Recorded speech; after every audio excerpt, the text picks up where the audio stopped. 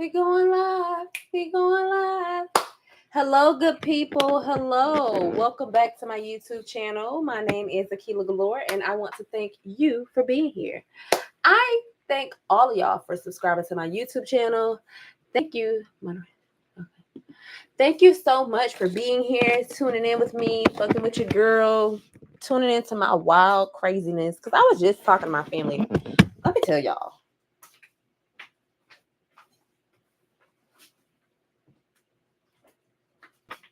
Bitch, I know y'all about to say, why you got all that stuff in your... Oh my God, my bread. I got some bread in the oven, bitch. And I do not want to burn it. I almost forgot because I had got on Instagram right quick. I had got hype. Because I seen somebody, y'all was like, where you at? We miss you on YouTube. And I was like, y'all miss me. Thank you so much for fucking with your girl. Let me tell y'all about all the stuff you see in my background right here. So, boom, check this out. I had extra space. I had this storage unit in Atlanta called Extra Space Storage, and I was paying like $177 per month on it. And I intended to have it for like 3 months. But y'all, I started falling behind on the goddamn payments. And the storage unit started costing me like $212 each month. So they was like, you could do a pay to vacate. So I did a pay to vacate, and I paid $159, and they said you got 24 hours to come pick up your stuff. By the time they told me that I could do a pay to vacate and it would be cheaper than paying for the next month, I literally called my man. And I was like, or y'all already know, the one for the hour. I literally called my dude, the one that I'm fucking and sucking right now. I literally called him, and because at first I was at his house. I was at his house actually this past weekend. And I went over his, because actually, y'all, bitch, y'all ain't caught y'all up on a lot of shit that's been going on. I'm trying to multitask and cook right now. So let me tell you. Oh, shit. Basically, bitch, me and my nigga had stopped fucking around. We wasn't talking to each other like that or anything. And I just didn't hear from him for a while. So we ended up linking back up, and we hung out this past weekend. So when we was hanging out this past weekend, Sunday came around on Monday or whatever, and I was telling him, about my situation, about my storage, and he was like, so what you gonna do? What's your plan? And I told him what my plan was, and he was like, how can I help? And he booked me a flight to Atlanta yesterday. I found a flight and I gave him the information. He booked me a flight yesterday. I flew to Atlanta yesterday morning at 4:00 in the morning. Hi, Bung Up Vlogs. Hi, what's up, girl? You remember what you cooking? Hey, girl, how you doing? So I'm cooking some shrimp pasta alfredo right now. I'm craving it. I went to Fresh Market and I got these garlalolo. I don't know if I'm pronouncing this right, but I wanted these pastas. I got this. I'm sipping on a glass of Chardonnay. It's by Alias 2022. Can y'all see that? Because that light is glaring so bad. Damn. It's called Alias. And then I got me some pasta sauce. And I've been trying to saute my spinach for quite some time. And I still haven't done it. I baked some cheesy bread. So like you're supposed to put the cheesy bread. I baked it for 25 minutes. And then I put it back in then you're supposed to remove the cover, like the top, and then put it back in there for like another 5 minutes. So that's what I did. I got all of this stuff from Fresh Market. And then, so yeah, I got 6 pieces of bread. That's what I'm eating. I love bread, y'all. I know I'm slim, but I be eating. I love bread. So, yeah. All right, so I took a flight yesterday morning to Atlanta at 6 a.m. Landed in Atlanta at 8 a.m. Got a U-Haul from the U-Haul place. Did a one-way. Booked it back one way to here to Miami Beach. went to the storage, packed up my storage by myself. I actually was gonna put a video out about it, but y'all know how much I hate editing. That's why I be going live, because I don't like to edit my YouTube videos. So yesterday, here is me after I packed up the U-Haul all by myself. I literally packed the 15-inch U-Haul truck by myself. And then all I used was a ramp and a dolly. And after I got that done, I loaded it all up, and then I got on the road and came back down here to Miami Beach. It was a 10-hour drive, and I got here. I left Atlanta. I probably started packing up my stuff at like 10:15. I was finished by 12 p.m. People was like, how did you have all this determination to do this? Did you drink any coffee? No, I didn't have no coffee. I had determination, desire, and faith. So I packed up all my stuff and got on the road by myself. I did all of this by myself. So as I'm by myself, just packing up my U-Haul storage, y'all, I'm talking about, I took a flight back from Atlanta yesterday. So I took a flight to Atlanta yesterday to go get all my stuff. I even got my bamboo plant. My neighbor was so kind to hold my bamboo plant for me for 7 months, and it grew. So I got my bamboo plant, and I just drove back down by myself 10 hours. I did not sleep. I was just on the go. I got here about around 1 o'clock a.m. And then when I got here at 1 a.m., I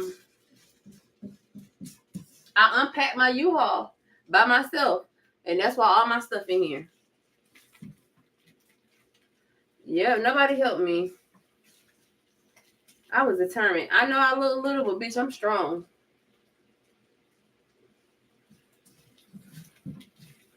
That's how, what's crazy is when I first moved to Atlanta after graduating high school, I moved to Atlanta 2 days after graduating high school. And I only had 2 bins of clothes. Literally like these 2 bins. That's all I had when I was like 18 years old. And I moved to Atlanta with a dream. And now look at me. I done moved to a whole nother state.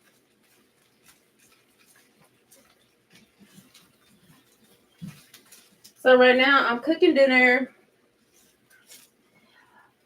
But let me tell you, me and my siblings got into it, and I'm really not sure if I want to put like our business out here on social media. I don't mind, but maybe I'll make a video about it later on. But yeah, I just been dealing with like the family drama and getting my shit together, making sure that I have all my stuff in one spot. I'm officially a Floridian.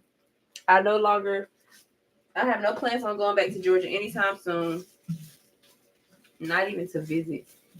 I went and visited yesterday, and as I was on the airplane flying to Atlanta, I was looking at the weather change, and it was going from sunny to like dreary. I was like, oh my gosh, so glad I don't live there anymore. I'm humble about it. Believe me, I'm very humble about it.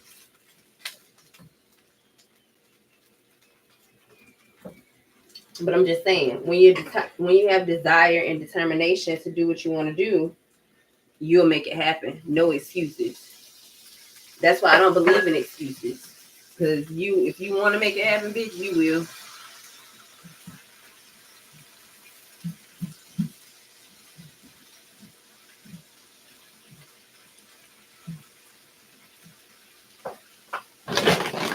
I have to put these pasta balls in here for 8 minutes. I never cooked this kind of pasta before.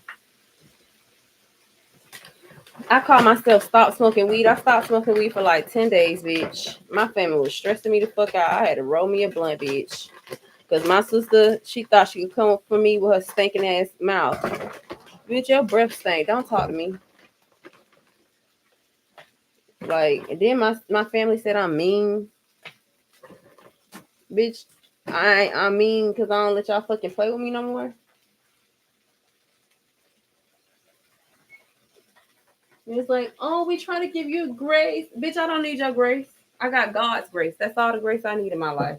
Not yours. Keep it. Save it, ho. I don't need sympathy from people.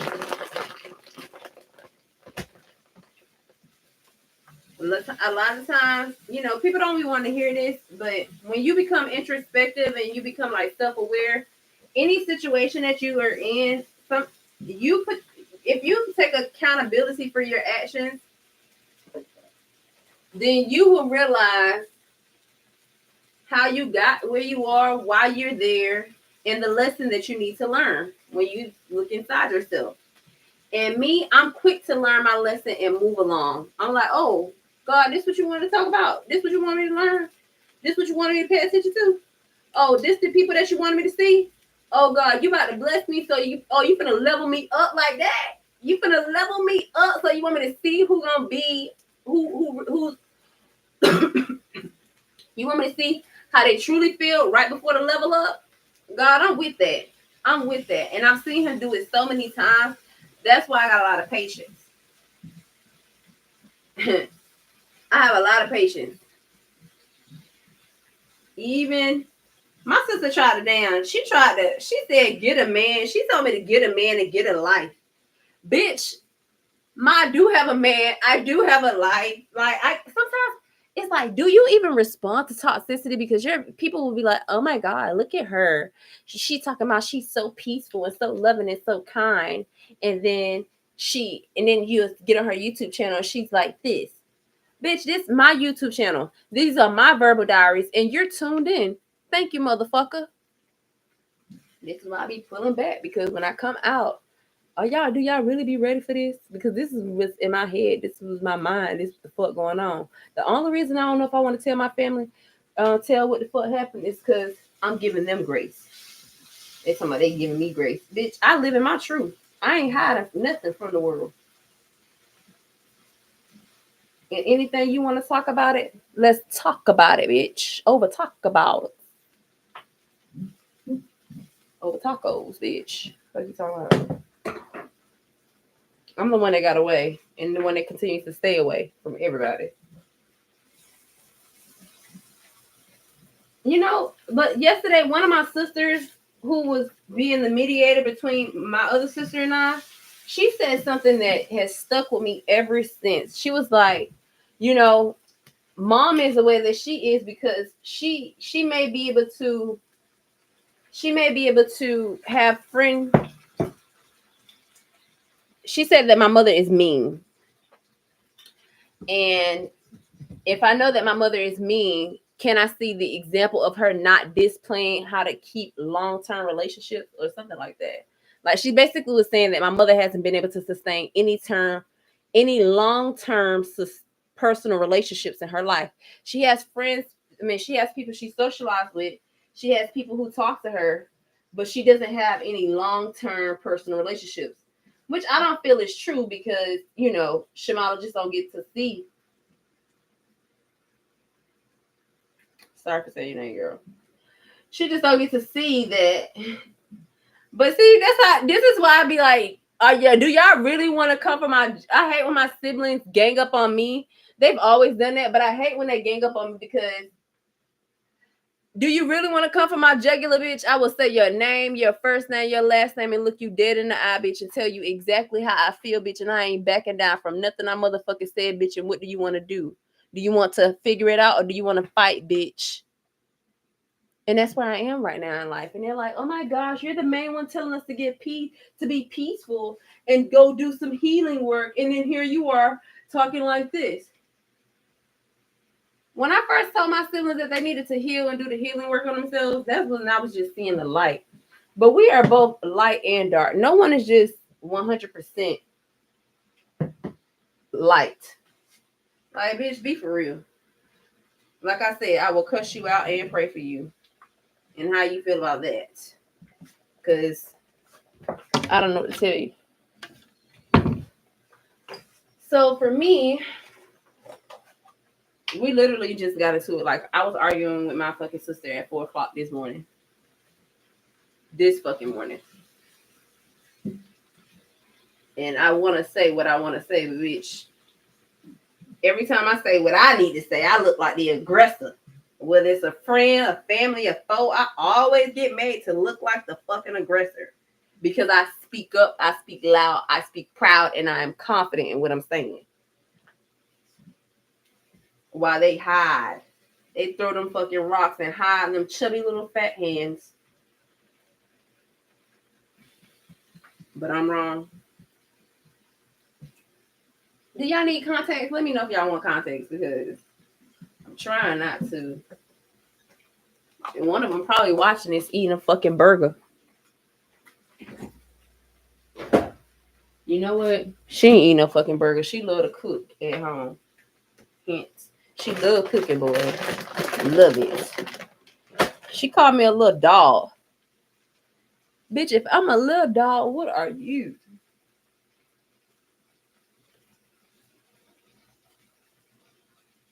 I love watching the National Geographic channel, and if I had to, you know what, God, let me not even go there. I gotta get myself together, cause I've got some place to go, and I'm praying when I get there, I see everyone I know. You know what keeps me intact? Ensuring that my heart is lighter than a feather.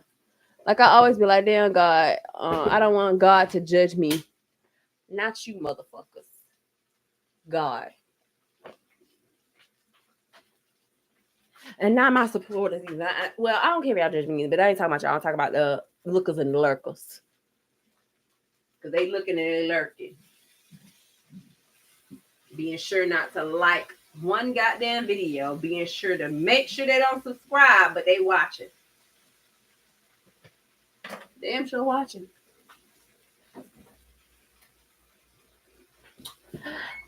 So, basically, I'm officially a Floridian. I don't see myself coming back to Georgia anytime soon.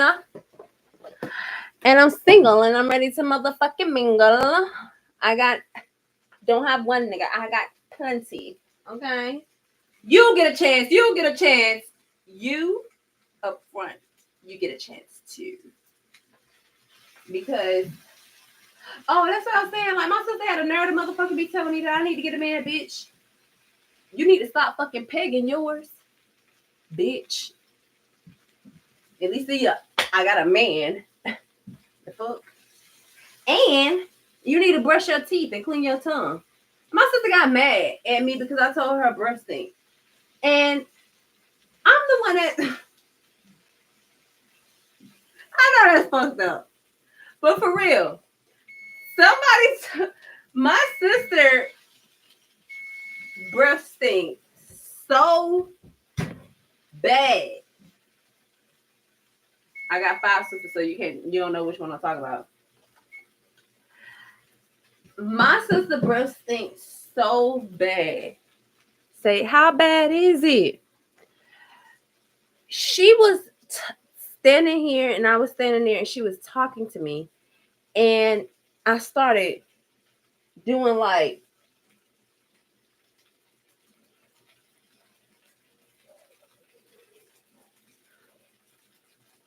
so I stepped a little closer and so my nose started following the scent and it followed it right up to her motherfucking ass. And I didn't know what to say. Because if you tell this particular sister something like that, she gets upset. Hence why she got mad that I told her breast stink. I knew she was gonna get mad if we told her breast stink. So I told her breast stink, and she got upset. How do you tell somebody their breast stink? Please tell me. Tell me. Every time I've had to tell somebody their breast stink, it was never a nice way to do it. I just said your breast stink. Or I tell them your breast stink. I've even gifted someone a tongue cleaner. So I want to know what's the best way to tell somebody that your motherfucking breath stink. My sister's breath smelled like a lingered fart. I'm talking about a fart that didn't go nowhere.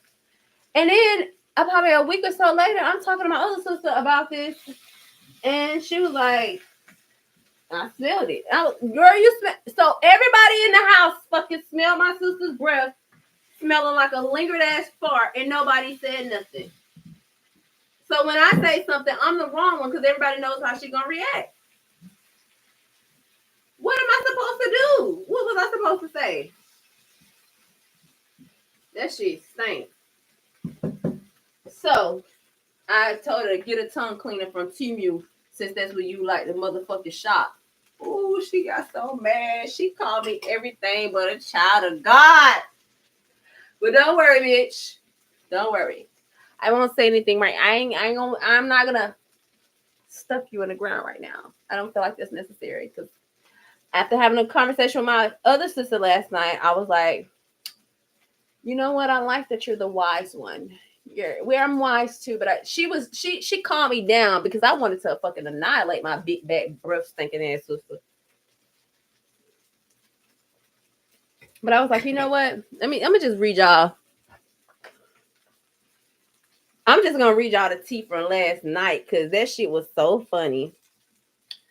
I said, okay, so basically it looked like I'm the one that left our family group chat, but I didn't leave the family group chat. I don't know if somebody kicked me out. I don't know if I pressed a button and somehow I got myself out. I'm not sure how that happened, but I didn't mean to leave the group chat. And when before I was kicked out the group chat, I received another message from the group chat of my sister saying that I was mean, nasty, and unnecessary, and that she was actually appalled.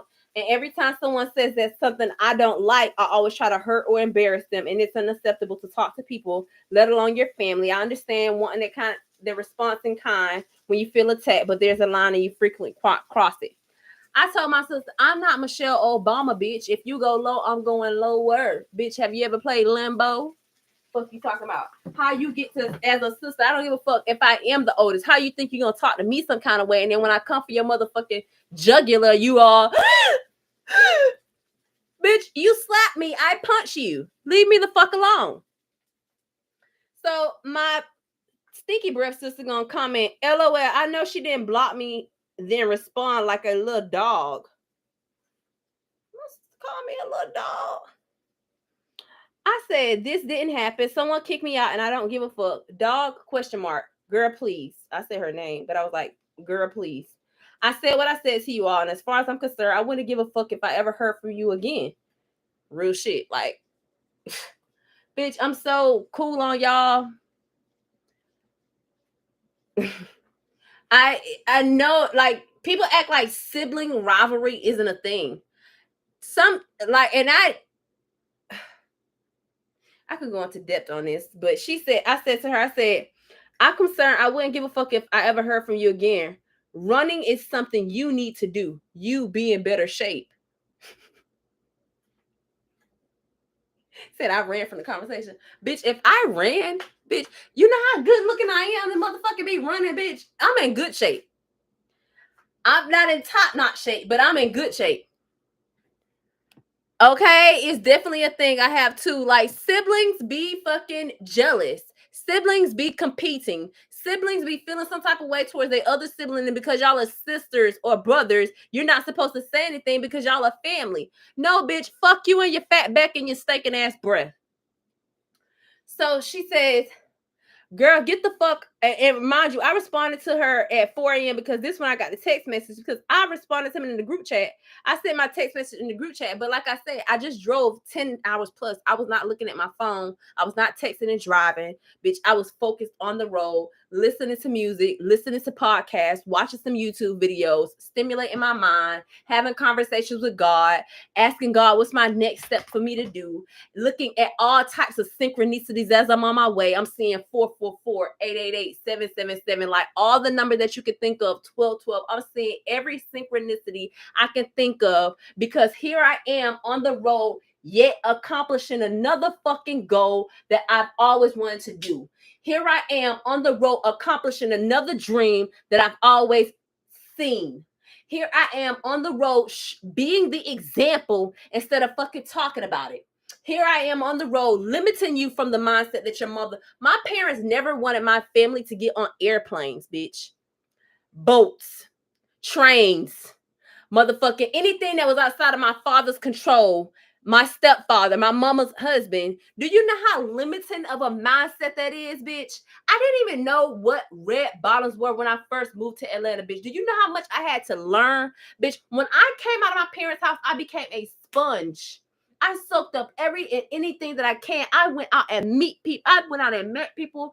It took some time, but eventually I started meeting strangers that helped me get to higher places. Bitch, when I'm struggling with my bills, it ain't a family member that I think to call, bitch. I take care of me. And any man that I've ever fucking fucked on a day in my life takes care of me. Okay? Don't ever fucking play with me like that. I ain't pegging niggas, bitch. That's you. Every man I done motherfucking been with has paid my bills, bitch. If he fucking me and sucking me, bitch, he taking care of me.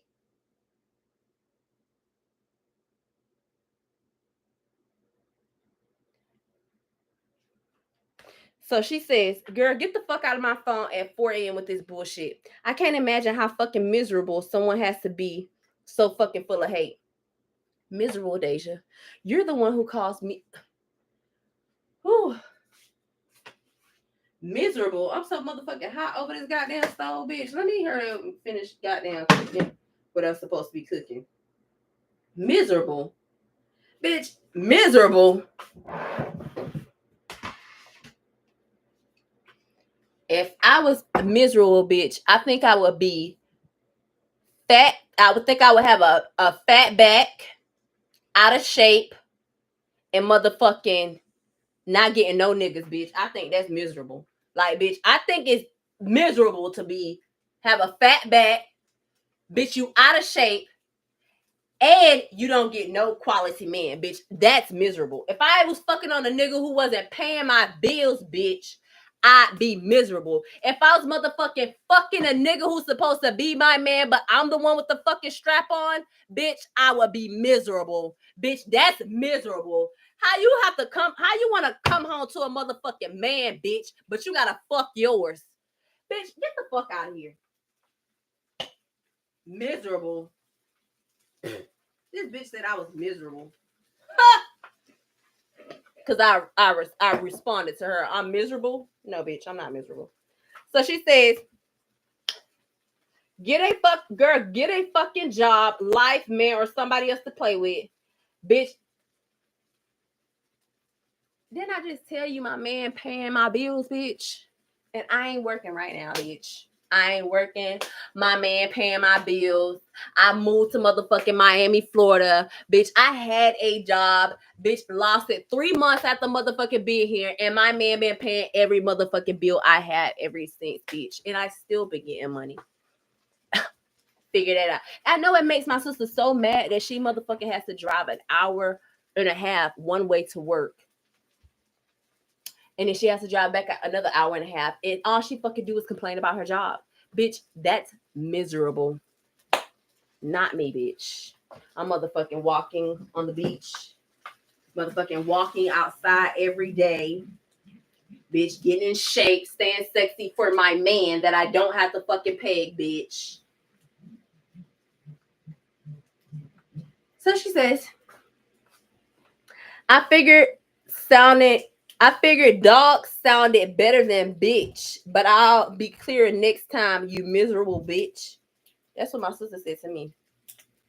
So let me read this message without any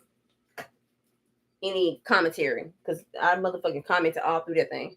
So she says, girl, get the fuck out of my phone at 4 a.m. with this bullshit. I can't imagine how fucking miserable someone has to be so fucking full of hate. Girl, get a fucking job, life, man, or somebody else to play with. I figured dog sounded better than bitch, but I'll be clearer next time, you miserable bitch. And don't worry about me as far as love. I'm concerned, you're the bitch. She said, and don't worry about me, love. As far as I'm concerned, you're that bitch on the street from now on. Thanks. I said, stop texting me. She said, and I won't remember this. And I want you to remember. And by the way, want is W-A-N-T, not W-O-N-T. Like you put the wrong want. It's you want, not you won't. You want me to remember this next time, not you want me to remember this next time. Okay? Just so you know. She says, I won't you remember this next time you try to develop a conscience. I just defended my brother from your malicious wrath, knowing damn well you didn't even have the $50 to send him. Instead, you decided to shame him for needing the help. Bitch. I did not. First of all, I don't have a malicious wrath, but bitch, if you try me, you gonna wish you motherfucking had. You better ask somebody. Study me all you want. Still unpredictable. I didn't have the $50 to send him. That's not true either. It's just that I have a budget and my bills are taken care of, and I know I'm not going to pay for a 22-year-old boy who wants to be a man who's still in college. Yes, he's still in college. Yes, he has a job, but he's not financially managing his money. And he has a job, a good one, a decent one at that, where he doesn't have any responsibilities besides a motherfucking phone bill, bitch. So, and in some things that he has to take care of in college, but bitch, that's being taken care of elsewhere. So for you to be telling me what I should or should not do for a grown ass man, bitch, saying I ain't got it because I didn't give it to him, what a way to guilt trip somebody. I do not give a fuck, bitch. I ain't got it to give to you or him. Bitch, I don't call y'all for nothing. Nothing. If anything, I'm spending money to come see y'all. I'm spending money to be around y'all. I'm spending money to get to y'all. Like, it's me spending money, bitch. So that's what she said. I said, stop texting me. That's what she said. She said, you're a joke. I was like, okay. So this is where the real tea comes in. Since you need some context behind my brother texts the group. He says, hey, y'all, like he always does. He says, hey, y'all, does anyone have 50 out? He texts us on Sunday at 1:56 a.m. 1:56 p.m. He says, hey, y'all, does anyone have $50 I could use for my phone bill? I just had to pay my bills and it completely slipped my mind. That's what he said.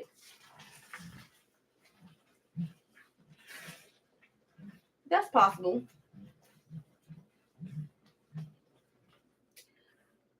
If you can't, so nobody responded. He texted at 1:56 p.m. Nobody responded. He texts back at 2:05 p.m. If you can't, I would rather hear a no instead of being ignored. He texts again 15 minutes later at 2:20. All right, now if something happened and I can't reach y'all or call somebody, and then he put the hands up emojis like this. I gotta take my pasta off the stove for that one. I said to him, I said, hey, RJ, clearly we cannot spare at this time. Had someone been able to offer, they would have. Do not try to guilt trip. That's not cool. No one's ignoring you. It just makes more sense to say, yes, I have it versus I don't 7 times. And he disliked my message.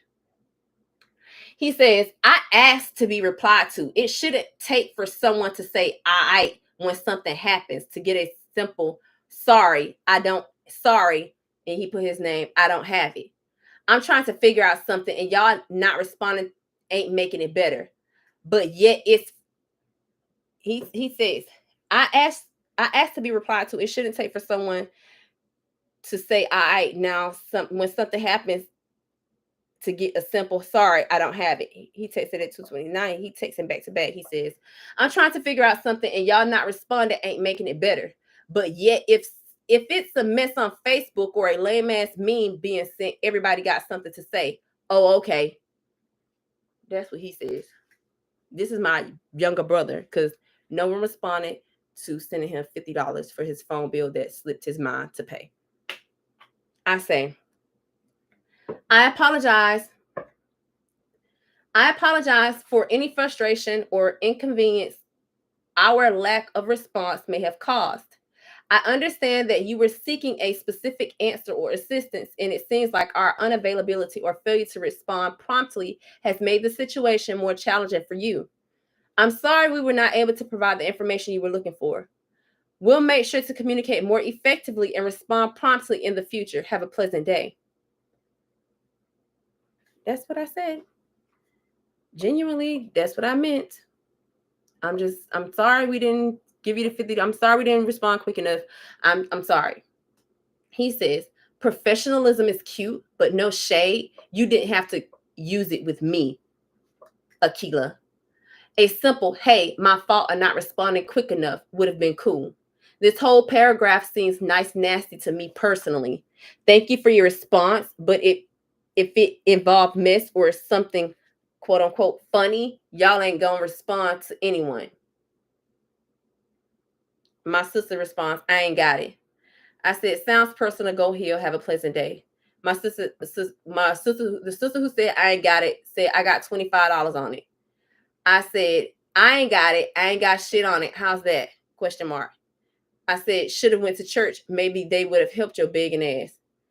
He says, at least it was a real answer instead of an essay. How about that? Question mark. My sister says, Akila, you're doing too much. My brother says, okay, look, now don't get disrespectful because we can get there. And that's on my soul. And he put soul in all caps. And then he thanks my sister who sent him the $25, who originally said she ain't got it. He says, thank you. Could you send it to, and he put his cash out. This is when he said, on my soul, we can go there. I said, on my soul, we can go there. Am I petty? Was it petty? Yes. Look, no one's perfect. I'm not perfect. I try to remain as positive and as happy and peaceful as possible. That is my goal.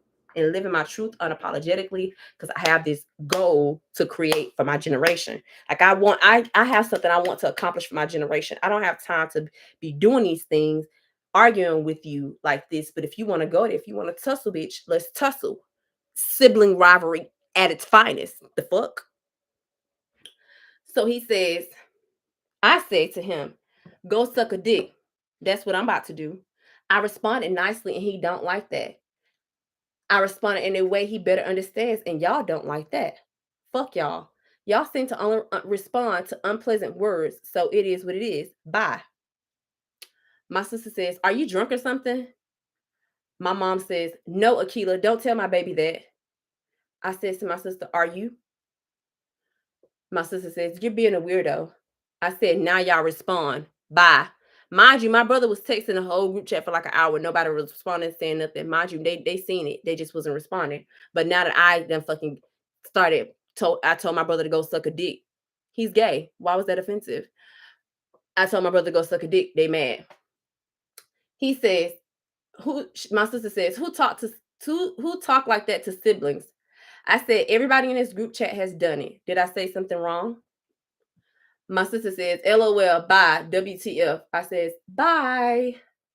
And I tell my sister, I've heard you say worse. Like, all of a sudden, everybody want to be like, oh my God, you shouldn't talk to your sister and your brother that way. You shouldn't do this because I'm the oldest.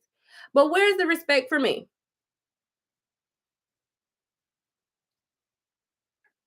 Oh, okay. So my brother says, I don't know what your issue is, babe, but you ain't finna do what you ain't finna do is talk to us like we one of your little friends, quote unquote little friends or quote unquote gigolos. You're saying you've heard worse and that was in the past. You always talk about how we need to heal. Seems like you need to do it a little more. You're supposed to be the bigger person, hence the name Big Sister. No way my 22-year-old ass acting more mature than you. I don't give a fuck. You don't talk to family like that at all. And for you to be on this energy after you just got out of whatever called quote unquote church is insane. I hope God heals you from having these insane thoughts to think you can talk to me or anyone in this group chat like that. Have a fucked up day, ho. That's what my brother said to me. I said, go get fucked, Lil Rod. Go eat, go smoke a blunt, go take a nap. I don't give a fuck. I never wanted to be a big sister. My mom made me one. I wanted the freedom I have now. You're still searching for your identity and it's going to take time. Buckle up, little brother. Come to me when you're ready to feel liberated, internal high vibes. Until then, have a pleasant day. I'm in this bitch hot boxing because I want to smoke my blunt. I don't like smoking my blunt with my ear on. So he says, let me get my okay. So that is my pasta. And I told y'all I'm cooking shrimp pasta Alfredo. So here are my shrimp. I already have those ready. And I'm gonna let this cook. And then he says, yeah, I told him have a pleasant day. My brother says, you got it. And he left the group chat. I said, I do. And then my sister says, that's crazy for you going that far. I said, that's crazy. You see it that way. My mom says, I plead the blood of Jesus. I said, please do. My mom says, wow, there's no need for this, Roger. Stop saying anything. We are about to send it to you. I said, that's always the response when you mirror people's behavior. Complete shock. Remove titles. I responded genuinely. I responded for all of us. He took it as sarcasm. It was not. He was frustrated. His energy was misplaced. I gave him what he gave me. And that was the end of the conversation for that day. My sister, Little Miss Stinky Breath, wants to revive the whole conversation because she didn't get a chance to respond during the whole debacle that was going on that had nothing to do with her. But because she didn't get a chance to put her 2 cents on it, and she was just now seeing the message, she felt the need to respond. So she says, that was completely uncalled for. I'm sure some of us have these messages, notifications, silence in this chat like myself. Talk to siblings like that is just wild to me and nothing I want any part of. That just shows what type of family this truly is. You can't say you've heard each of us speak that way because I've never spoken to any one of you all in such a malicious, cruel way. He shouldn't have been so demanding for a response. Instead, could have picked up the phone and called one of us. And at you, Akila, should have stooped so low. Like, for what? My mom says, oh, wow, y'all, please chill. And that was the end of that conversation. Because I had the group chat muted and I chose not to respond, so I didn't. Not that day, not at that moment. I had other shit going on, such as getting all of my belongings out of my storage and getting them down here to Miami Beach, Florida. So while they're in the group chat tussling and talking shit, and I know they've linked up individually talk, because that's what we all do. It's 7 of us. If one of us got a problem with the other, we usually go talk to the other. But me, I don't feel, as the oldest sibling, I don't find it necessary to talk to any of them about any motherfucking decision I make or how I feel about anything, because bitch, since when? The fuck?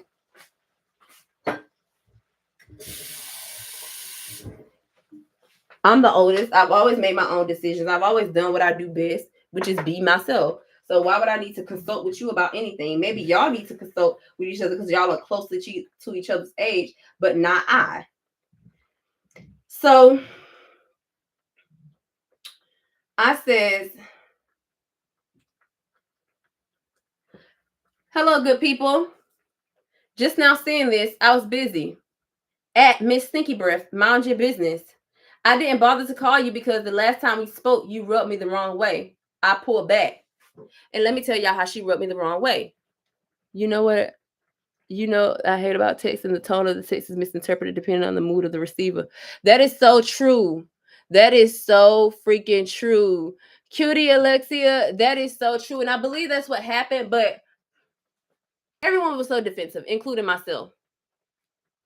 So my sister, the last time my sister and I spoke on the phone, Little Miss Stinky Breath, like literally the last time me and my sister spoke on the phone, I called her. We were, chit-chatting it up because I talked with my siblings. So we chit-chatting it up. And I'm telling her about this dude who had me fucked up. So as I'm telling her about this dude who had me fucked up, I'm like, sister, he calls me. He texts me like, what's up, Rockstar? And that shit pissed me off. And this is what I'm telling my sister, like, that shit pissed me off. Her breath do sting. So she the shit pissed me off, and I'm telling my sister, and she's like, ha, I'm gonna start calling you Rockstar. Ha, I'm gonna start calling you Rockstar. And I'm like, Deja, that shit not funny. That shit's not funny. That's not cool. I'm pissed at him right now. I don't find it funny. Can you, like, please stop? She kept laughing, like, ha, like she found a trigger point for me, and she kept pressing the freaking button. And I was like, I'm about to hang up the phone on you. And she kept laughing about it. She thought I was joking. I was like, you know what? I'll talk to you later. And I disconnected the call. And that was the last time I spoke to her. And I was like, you know what? I'm like, she's being antagonistic, and I'm not here for it. She was bothering my spirit, and I wasn't here for it. So I said, I pulled back. Please focus on more important matters like your breath. Little Miss Stinky Breath.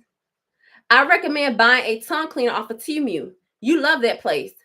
I wanted to tell you in Tampa, Florida, but I held back. As a matter of fact, everybody that was in Tampa, Florida, motherfucker talked about how bad her breath smelled, and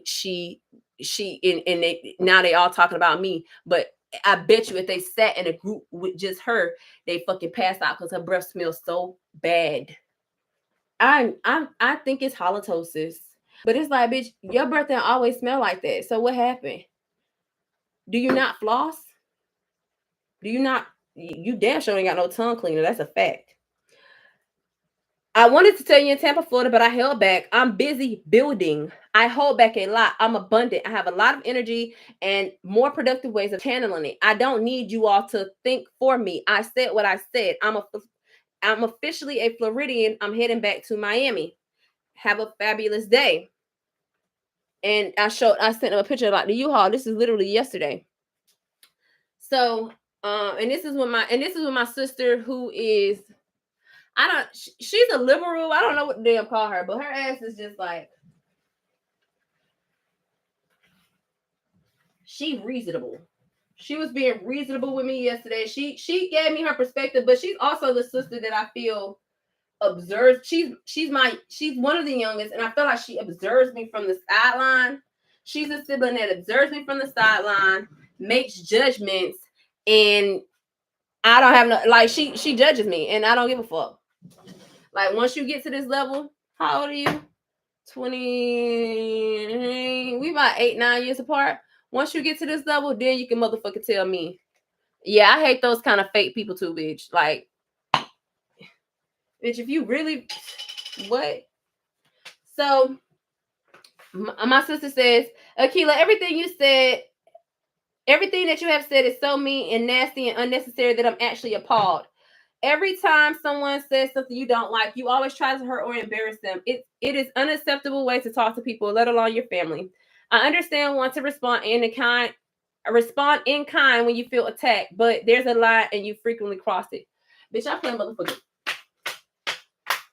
Double dutch, bitch. I don't give a fuck how you feel about what the fuck I'm saying to y'all, bitch. If you didn't talk to me like that, I want to talk to you like that. On my soul.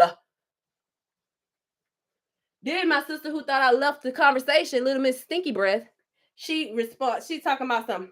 LOL, I know she didn't block me, then respond like a dog. And then that's when I just told y'all everything about me and my sister that happened. She got mad. I texted her at 4 a.m. Bitch, that's when I seen the message. So that's when I responded. The fuck?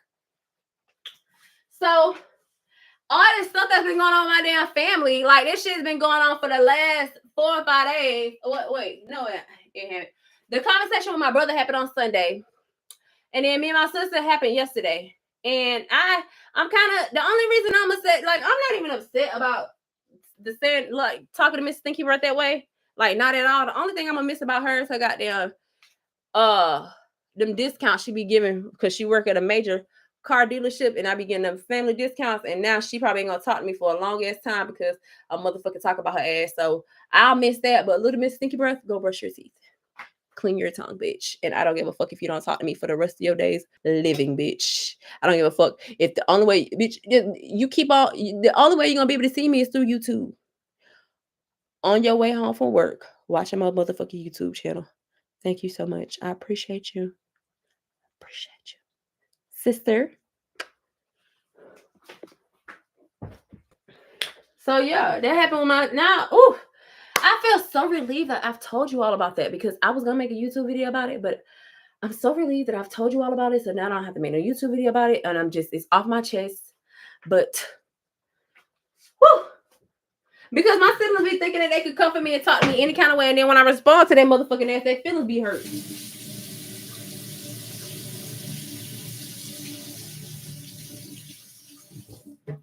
They're like, you're not supposed to talk to your siblings like that. Remove the motherfucking titles, bitch. How are you talking to me? The fuck?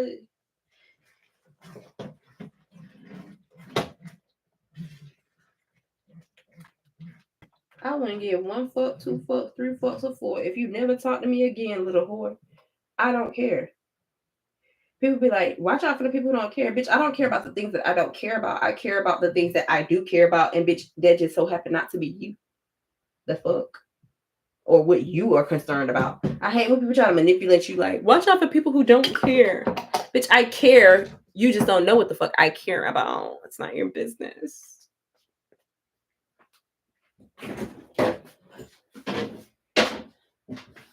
I care about y'all. I care about y'all. I care about y'all. I care about my subscribers and my supporters, cause y'all fuck with your girl and it's y'all fuck with me and I be being myself. I don't do nothing but chill and grab this wealth.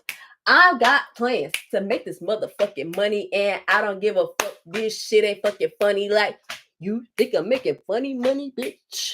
You think I'm making funny money, bitch?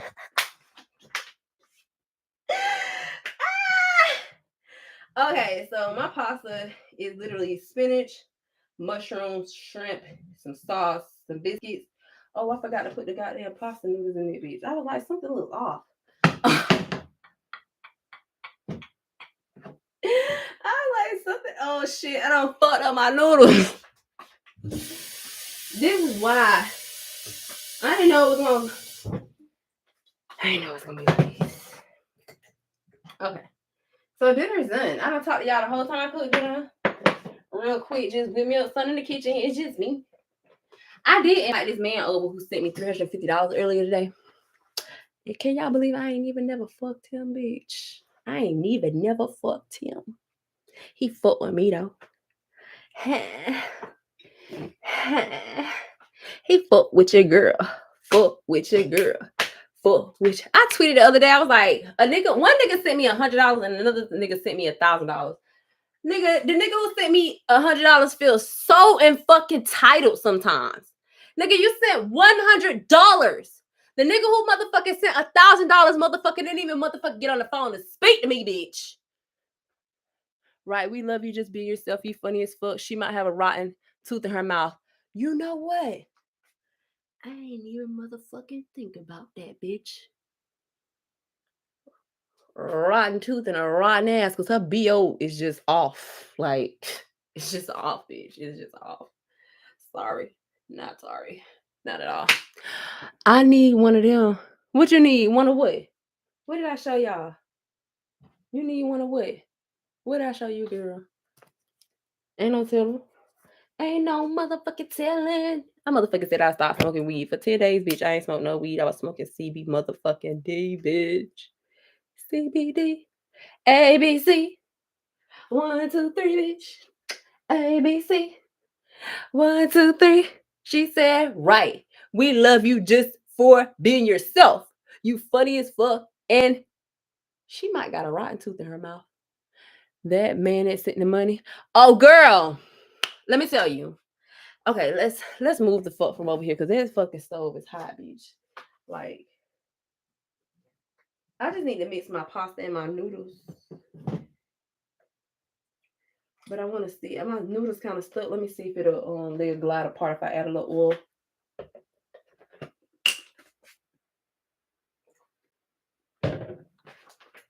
Bitch, the man who sent me $350 a day, I told him I needed some gas for that U-Haul. Fill it back up before I return it. And he said, sure, just drop by my place. He a white man. He's a professional tennis player too. Bitch, I'm hot over here. Whew. So he a professional tennis player. And I met him because I was outside rollerblading, bitch. Okay. Some of y'all, this ain't for my supporters, because my supporters are in shape, but for the bitches who looking and lurking, they got a motherfucking big bad bitch who we want to meet, melt through man, bitch. I met him motherfucking rollerblade, bitch. I met him while I was rollerblading, bitch. Just outside. Sometimes you could just be outside walking, bitch, and just walking, looking cute. Just even if you, bitch, you ain't even gotta do nothing but walk. Sometimes all you gotta do is put on your little cute fit outfit and get outside, or go to the bougie side of your neighborhood, go to your bougie area in your town, get outside and walk. I was outside rollerblading, and he literally was fucking standing there staring at me for like a whole 45 minutes until I asked him, did he need help with something? And he was like, and this was on Thanksgiving last year, literally on Thanksgiving, because I was by myself on Thanksgiving.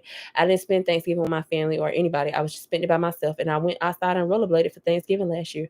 And while I was outside rollerblading, he had lost his phone because he was playing tennis, and I had my phone on me, so I called his phone. And as I'm calling his phone, looking for his phone. I even jumped the fence for this motherfucker to go, because the tennis player, he had his trainer with him, because I said he had a professional tennis player, so his trainer was training him, and as his trainer is training him, the tennis place had closed, so the wall wasn't that tall, but I knew I could jump the wall, so I jumped the wall to go look for his phone for him. Like, he's a complete stranger at this point, and as I'm sitting there, he said, go look at these places. I go look, and then I jump back over the fence, and I was like, okay, here you go. And, and just calling his phone. Finally, we found it. It was in his car, but, by that time, I was already finished skating, because he was still just standing out there trying to look for his phone. And me ended up going over to Soho House. We went over to Soho House. He has a membership at Soho House. So we went over to Soho House. And as we at Soho House,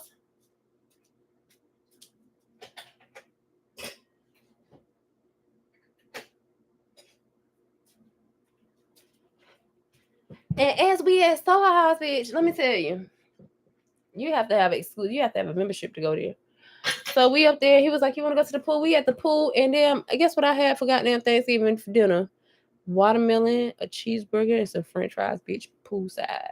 That's how I spent my Thanksgiving last year, and that's how I met him. And to this day, we cool. We ain't never had sex. He ain't even never tried to have sex with me or anything. We just be hanging out, and we be going to cool places like the Standard, Soho House. We be going out to nice restaurants. He's an older guy. So y'all be like, y'all don't want them wrinkly dicks, bitch? You skip over that wrinkly dick, bitch. I know exactly what to do with it. I know what to do with that wrinkly dick, bitch. And I ain't even got to touch it. Bitch, I know what to do with that wrinkly dick mine. Okay? My other wrinkly dick dude that I be talking to, he bought me this TV, bitch. And the day that he bought it, I dropped it and cracked the motherfucking screen, bitch. And that's why I got a band-aid on my leg right now. That happened while I've been away from y'all. I told him, I think I was on the phone having a conversation with one of my sisters, and I was telling him, I was just talking to my sister about some show that I was watching on Netflix at his house, and I was telling him how I wanted to, telling my sister how I wanted to get a TV, and I knew I was talking in front of him, and I was just like, yeah, sister, I want to get a TV. It ain't even got to be the 65-inch 4K picture frame TV that I really want. It ain't got to be that one, but I do want it to be a picture frame TV. And then when I got off the phone with my sister, he was like, you want this TV? And then he gave it to me. And then he brought me home, and and then I dropped it, and I told him I dropped it. He was like, baby, why you ain't tell me to send somebody over there to put TV up on the wall for you? And I was like, baby, I ain't even think to do that. He was like, you got to tell me what's be going on with you. And I was like, okay, baby. But the thing about it is, even when a man, we have full access to a man, and he give you his credit cards, he give you his keys to his house, he give you the keys to his car, you can't abuse it, and that's a lot of women be doing it, and then it burns the man, and then they fuck it up for the next woman because they just be being greedy. No, you play the long-term game, not the short-term game. It's an investment. To have the type of man that I be having, it's an investment. I'm telling you, this is chess, not checkers, bitch. I play to win. I play to win. I'm trying to tell you right now. That motherfucker that sent me $100. That motherfucker ain't shit. Like, he really ain't shit. He only sent the $100. Let me tell y'all why this motherfucker sent me $100. Because at one point in time, I liked him so fucking bad that we was on the phone, and he said to me, he asked me, did I have Netflix? Bitch, this how much I like this motherfucking nigga. Why he talking about?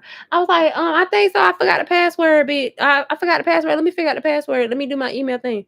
Bitch, tell me why that motherfucker asked me why tell me why I was signing up for Netflix. Because I liked him so bad, and I wanted to share the account with him. I just wanted to be able to. And he's a multimillionaire too. And he'd be like, bitch, why you guys on Netflix account?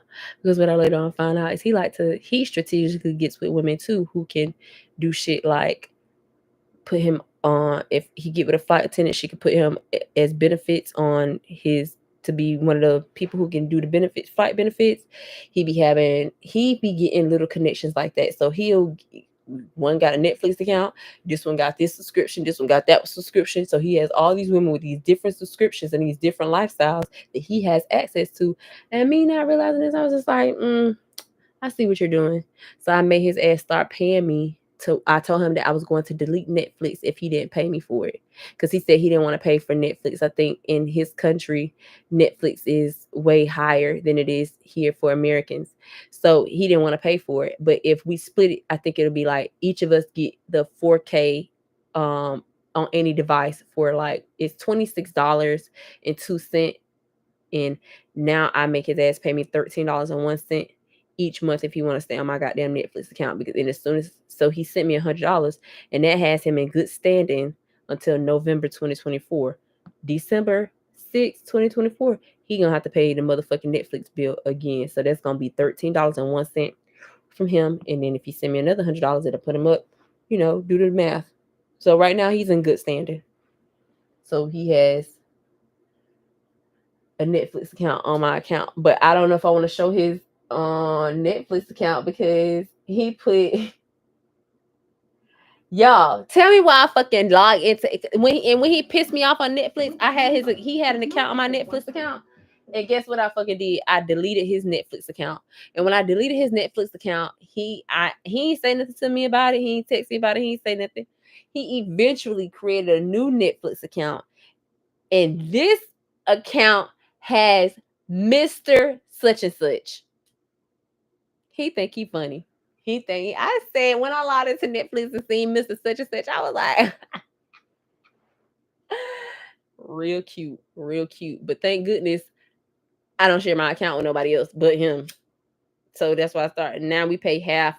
Each of us pay $13.01 for Netflix because he ain't about to keep watching my shit for free. Nigga, I don't like you like that no more. I like the nigga who sent me $1,000. The fuck? I like the nigga who pay my rent.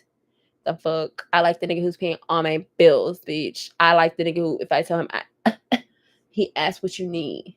You okay, baby? I like the nigga who is motherfucker. If I ask him for anything, he doesn't contemplate. He doesn't even hesitate to make sure I'm good. That's what I like. Oh yeah, bitch. And I got some other ways that I'm trying to produce some income, but sometimes I be want to speak too much on my income because people be plotting. But this is my little mirror right here. I got all my shit written down, but it's all planned out. There was a little couple of goals and ideas that I got on that I want to, accomplish I will. Everything I ever said I wanted to do in my life, I've done it. And sometimes I'll be like, damn, I ain't even dreaming big enough. I ain't dreaming big enough. That's why when you dreaming big, bitch, dream bigger. Because, this is just a small example. There was a time when I was making like $20,000 a year, like less than $40,000 a year. And I could not fathom myself making $100,000. I just kept playing with instead of beating myself down like, man, I'll never make $100. That's how God, that ain't how I really feel. But I'll never make $100,000. And instead of thinking that way, I started playing with the idea of making $100,000. Like, ooh, if I made $100,000, that's almost like $10,000 a month. This is what I would do with the money, and this is how I would break it down, and then I would do this, and I would do that, and I would do this, and this, and I did all those things. So that's why the power of your mind is so powerful. Like you can literally accomplish anything that you set your mind to do. It just takes big. Sometimes you have to set achievable goals, set small steps, take small steps to get to those larger goals, take small steps to get, like, I've always wanted to move down here to Miami Beach, Florida, but I was afraid. I didn't know how I was going to do it. I didn't know what would happen. Like, I didn't know, but I didn't even have a job I didn't even have a job at the time of thinking that I wanted to move down here to Miami Beach, Florida. Like, how was it? Everyone kept telling me it was expensive to live here and it was this and that. And, no one thought I could do it. No one believed that I would do it. And that's why I didn't tell nobody that I wanted. Like, when I finally was in a position to make the move, that's why I didn't tell nobody that I did it, because no one really believed me. No, and that's when I was like, damn, y'all really don't believe in me. And now here I am believing in y'all, but y'all don't believe in me. And that really hurts my feelings when I have faith in people and they don't give me the same thing in return, you know? So, I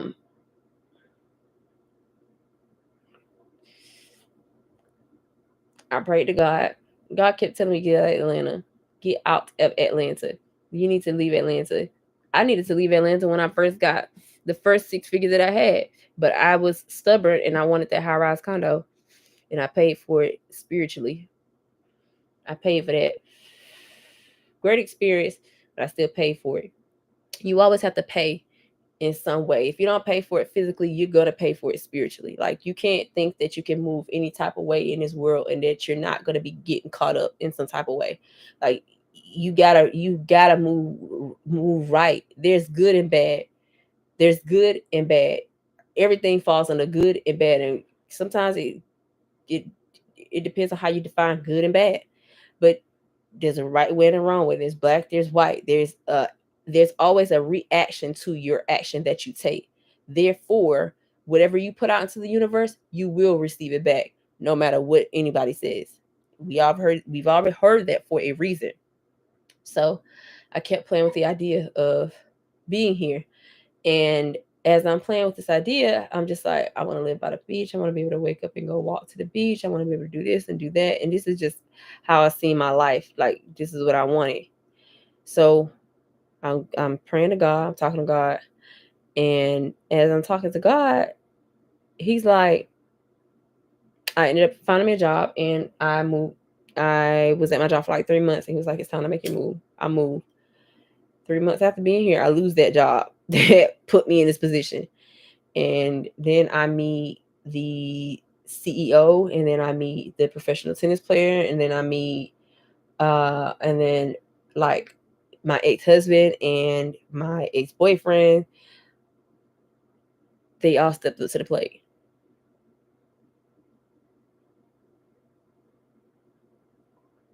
I kept it real with them on my end about all the things that I was going through, and they kept it real with me, and they put their money where their mouth is.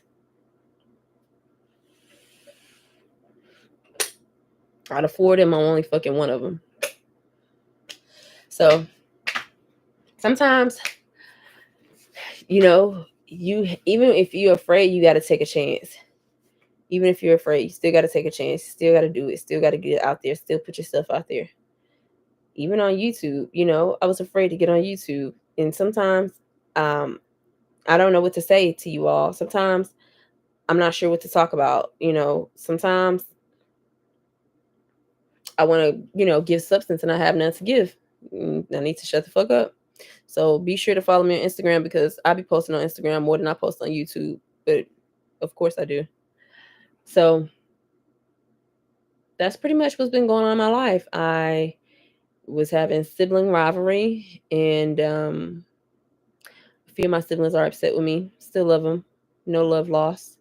I just took it as a nice banter, but they got upset. Um, I finally got all of my belongings in one place, so I've gotten rid of this storage bill. That's an expense I no longer have to pay, that I've been paying for the last 7 months. So that's an adult accomplishment when you can eradicate an expense off your list, especially an unnecessary expense. So all of my belongings are now in one place, and I see that I've outgrown this place that I'm in. So it may be time for me to look for a new place. But who knows? We will see. I'm taking it one step at a time, one day at a time. I have no idea what I'm going to do with all of these things, but I just know that I couldn't lose my things, and I needed to go through them. I have a lot of quality things here, quality clothes, quality furniture, things that are important and mean things to me. So yeah, that's what I've been doing. I have things to go through. Probably get on live a couple times and start going through my stuff with you all. That's kind of boring, but I don't know. Let me know if y'all want to see that. And yeah, that's pretty much what I've been doing. So y'all are all caught up on my life. Oh yeah, I did take my braids down. I took my braids down, and I've been wearing my natural hair. I actually had it like my edges laid and had a little clip-on ponytail, and it was looking real cute. You know, I was looking real edible, looking real delicious, looking real tasty and scrumptious. Like, you better hold your man. You better hold your motherfucking man, bitch. So yeah, I was looking real good, but you also know I don't give a fuck about no her. Okay, bitch. I get on this YouTube channel and show y'all the real me because I know I says it up, bitch. I know I can get cute. It don't take nothing but a little razzle dazzle, bitch. It don't take much. It don't take much. So I don't feel like, and I don't lead by my beauty. You know what I'm saying? Like people be like, "You're so beautiful. Are you a model? You should model. You should do this. You should." I get people telling me that all the time. I love your face. Like, oh, bitch, bitch. Let me tell y'all what I was supposed to do on Saturday. So I got invited to this sex party right here in Miami. Like I found like these people. I don't know why I'm whispering, but I am. So I ran into this group of people and they put me in a group. So we in this WhatsApp. To me, it's a WhatsApp sex group, but they are regular people. Like they don't look like no. You would never think these people are in this sex group. Like you would never fucking know. And a lot of them are.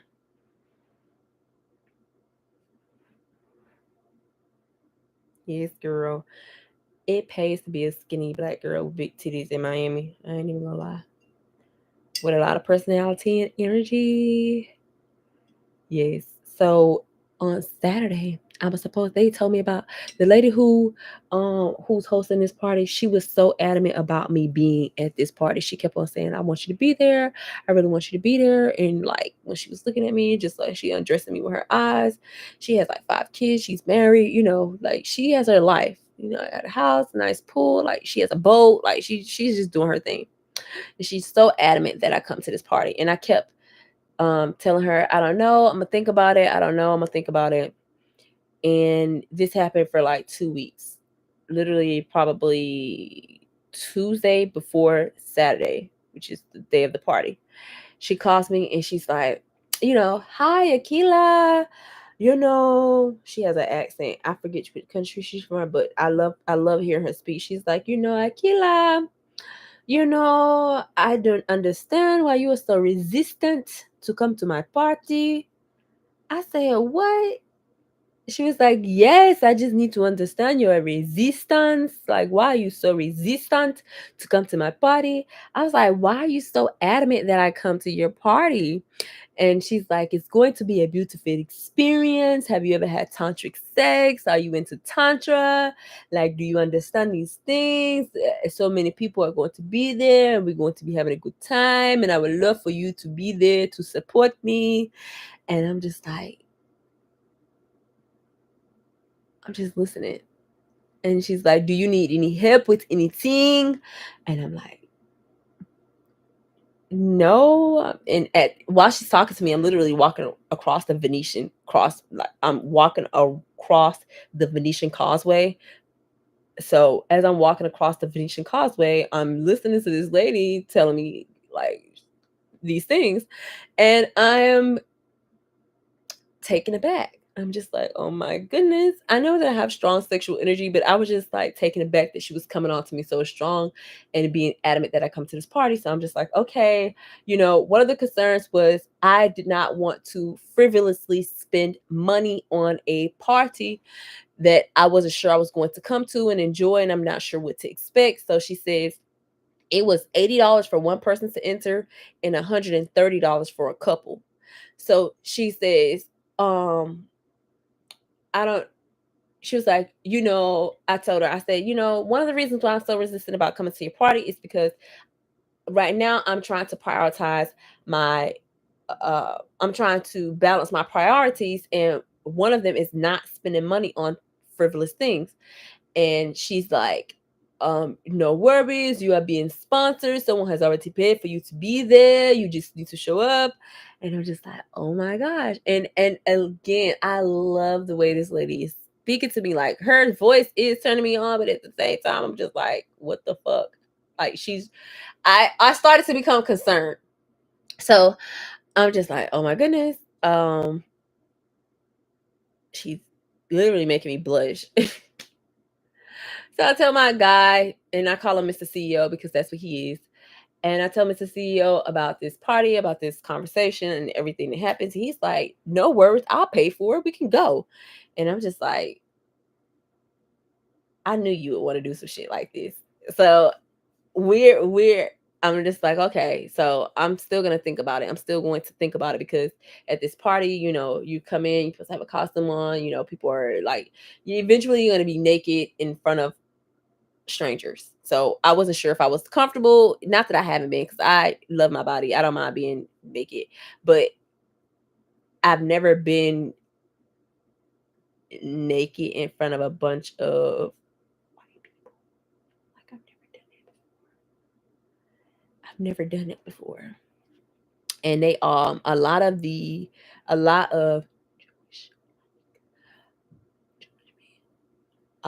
them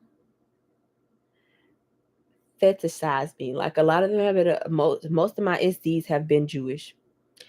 And they have this they are very honest people, very straightforward, and very blunt, or at least the ones I've come across. So I was hesitant about being my perception of and being in front of a bunch of them was kind of so was kind of fucked up. So I wasn't sure. Like I'm just telling y'all what my hesitancy lied in going to this party that I didn't tell her. So eventually as I'm listening to her talk on the phone, she's just telling me, she was like, did you talk to the other guy? Did he tell you all about it? And I'm just like, yeah. So she's telling me how amazing this party is going to be. Like, this is going to be an amazing party. You must be there. I need your support. I want you to be there. Please come. And I'm just like, okay, I'll be there. Okay. But I'm concerned about, how I'm going to get there because I don't have a car. And I don't have a car, and at this time, I'm not even sure I want to bring Mr. CEO with me. Maybe I'll just show up by myself, but I'm still nervous. So I'm just all over the place when it comes to thinking about this party. Just, hearing that you're going to go to a sex party and, you know, it's an exclusive sex party, super exclusive. Literally, I'm going to tell y'all how exclusive it was in a second. They're just telling me about this. You had to have a consultation before you got invited to the party. You had to speak with someone else, for not even just her. Like, she could say she want me to this party all day long, but there was someone else that I had to have a consultation with to talk about what was to be expected at this party, to talk about the nature of consent and what it means to say yes and what it means to say no. And if it's not a fuck yes, then it's a fuck no. If someone doesn't fuck yes want to fuck you, then it's a fuck no. Not no maybe, kinda, no, it's fuck no. So he's, telling me about, I'm going through the consultation. I get through the consultation, and I'm briefed about everything and what's to be expected. And Saturday comes. Um, well, what they didn't know, and what you all didn't know, is that for like the past 2 weeks or so, Mr. CEO had been acting funny, and so I pulled back from him. Like, he did the incident, like he ghosted me for quite some time. And I didn't like the no communication, because all it took was, I just didn't like it. So I pulled back from him, and I started talking to other guys, again, like I've always had a roster, because me and the CEO has never been exclusive. I know he's been trying to confuse me, but at the same time he's been beneficial. So you know how I feel about that. So, but I was just like, you know what, fuck it. I'm not gonna be with you. I have my own place. I have my own everything going on, and I am building. I'm building something. So I'm not gonna be concerned with you. I'm gonna start dating other guys. Hence the professional tennis player, and I met an NFL player, and I'm just gonna keep my door open. And I met some other guys. So as I am for these 2 weeks, me and Mr. CEO didn't talk. But he texted me, "What's up, Rockstar?" And when he texted me, "What's up, Rockstar?" that shit pissed me off. So that's when I had got on the phone with my sister, and I told y'all about that whole incident. So that pissed me off too. And I'm just not talking to him. And out of the blue, he sent me $1,000, which is why I was talking about the $100 versus the $1,000. Like, I got the $100 in the I got the $100 that morning, and I got $1,000 that afternoon from two different guys with two different meanings, and I just got the random $1,000 out the blue. And so I think he sent it to me like on a Monday, and because I had not talked to him for last time I had physically seen him was March 28th. So we didn't talk for it's now April 17th, and I just seen him a couple days ago. So that tells you how long we didn't talk. And he randomly sent me $1,000. And when he sent me $1,000, I didn't respond to him. I didn't acknowledge $1,000 he sent to me on a Monday. I did not acknowledge him until I thought about him on Friday, and then I was just like, you know what? I'll respond to him now. Oh well, prior to when he texts me, "What's up, Rockstar?" Let me tell y'all what I sent his ass. When he texts me, "What's up, Rockstar?" I text him, "I've consistently been there for you, yet you consistently take advantage of my availability and treat me poorly.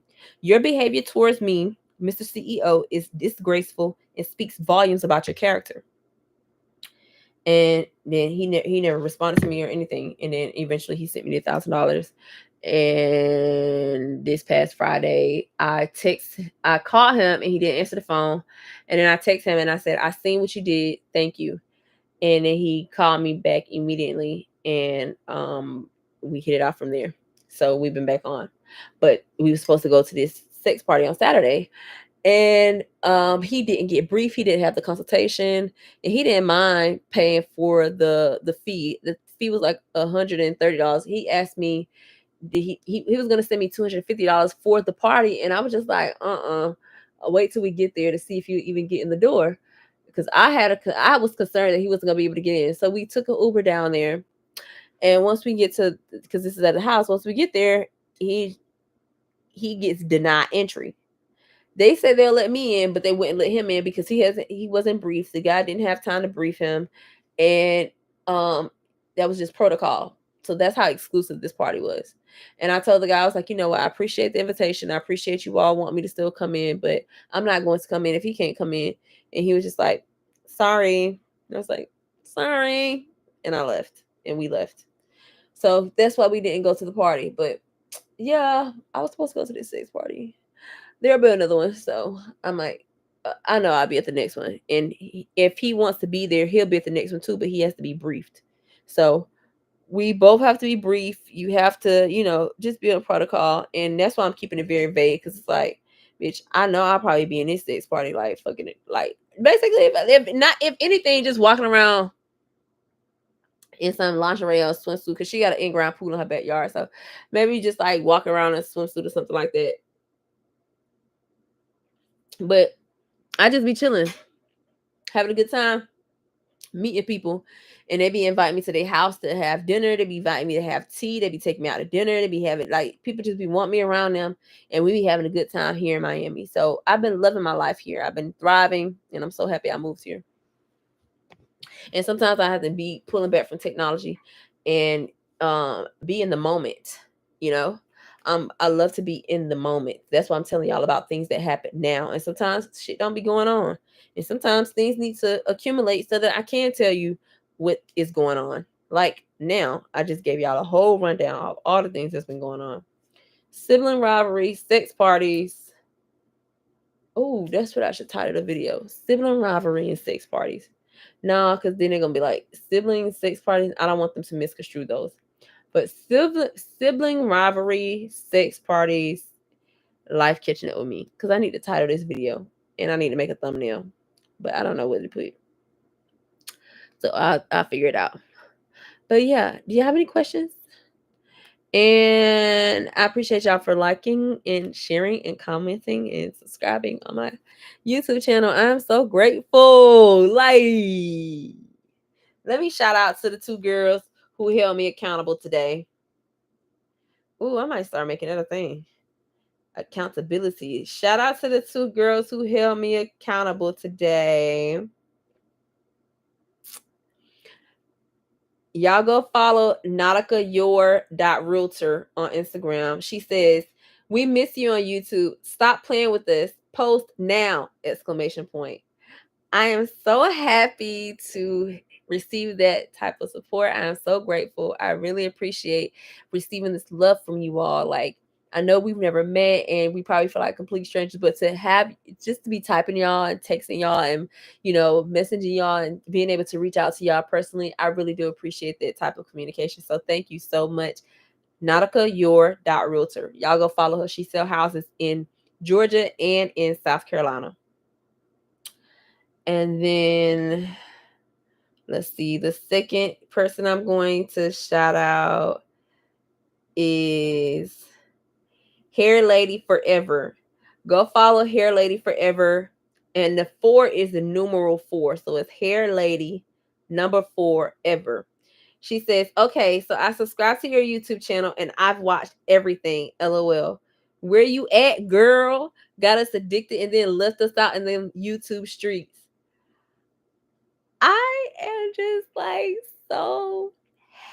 She said, "Hey, that's me, girl. Hey, Lady Forever. Elaine Motion. Thank you so much, girl. I'm so appreciative of your support. Like, y'all just don't understand. I don't think y'all understand how afraid I was to just put myself out there because I was like, what are people gonna say? Like, I'm just being myself. Like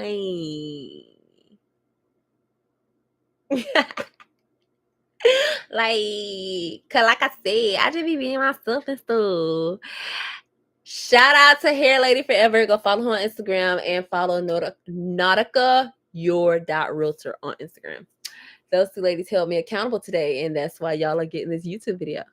So thank them. Thank them. Y'all got any questions, concerns? She's the one that says the man that sent that money. I need one of them. I literally just I be being myself with these men too. But the thing about it is, not only do you need to work on yourself, and when people be like, "Oh, you need to become the best version of yourself. You need to become." I want to roll. People be like, "You need to become the best, be the version of yourself that you want to attract." And bitch, what does that entail? Well, if you want a man, and this doesn't have to be on the exact same tier, but if you want this, you have to do these things. Literally do these things. If you want a man that's in shape, you need to be active. I didn't say go get a gym membership. I said you need to be active. You could do tennis, you could do yoga, you could do Pilates, you could do bicycling, you can get up and walk. You can you get active, you can dance. Like, that could be your thing. Like, you have your time away from him to be active. So if you want a man that's active, then you need to be active. If you want a man that's fit, then you need to be either in that position or working towards it. Progress needs to be shown and made. If you want a man who's financially stable, you need to be financially stable. I'm not saying that's always the case, but I am in a position right now where I am receiving money from a man, but if I was 100% completely dependent upon him, I would be fucked. So you want to always, I'm reading this book right now, or I finishing it up, by Sherry Argov, Sherry Argov, Argov, sorry for mispronouncing your name. But in her book, she says that you can never give your power away. Like, your power is your independence. Being able to have all those things that you said that you want from a man, being able to have your full life, mentally, physically, spiritually, financially, emotionally. If you want a man who loves God, you need to be loving God. If you want a man who, whatever it is that you desire for your man to be doing, you already need to be embodying that behavior. You want a man with personality, work on yours. You want a man that gives you humor? You have to be able to make him laugh too. A lot of people are in trauma bonded relationships. They had some trauma, they some trauma happened, they bonded over it, and now they're stuck together. They're not even fulfilling each other. They don't want to let each other go because they're afraid to start over. Never be afraid to start over. Always trust yourself, love yourself, and put yourself first. Put your dreams and goals first. Because I seen a tweet that said that a girl had an opportunity to go overseas to fulfill her career, and she ended up not going because her boyfriend was over here in the States and she wanted to be with her boyfriend. And now she's single in America and her boyfriend is overseas, married with a baby, living in another country. Mind you, that was her boyfriend. To me, a little bit behind. It seemed like he was jealous of her. He wanted her opportunity, and he was inspired by her opportunity so much so that he went out to achieve the exact same thing that he told her not to accomplish. To me, that's why it's important to put yourself first. I can make it more personalized, but then some people be like, "Oh, you're in some trauma. You need to heal from that. You need to heal from that." No, bitch, I learned from that. I don't need to heal from that. I learned a lesson from it.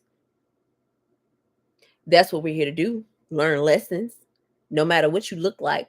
So many people be worried about the messenger instead of focusing on the message. So worried about what the messenger look like instead of focusing on the message.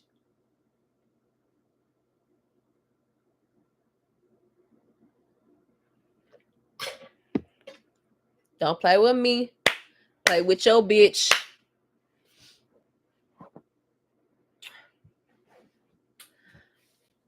But yeah, that's what I be doing. I just be chilling in my house, finding new ways to talk to men. And when I say new ways, like,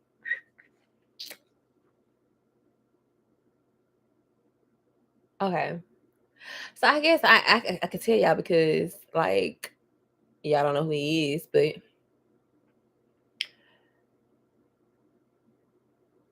men love mind fucking you. They love it. You have to be able to mind fuck them back.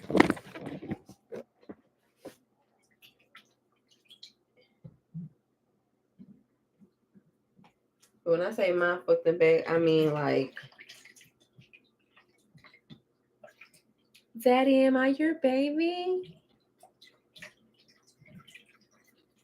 Knowing damn well he might got other babies he talking to.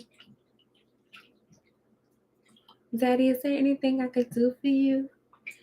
Oh, big daddy. Gotta learn how to soften your voice, talk to men. One guy told me, he was like, "You really know how to talk to men."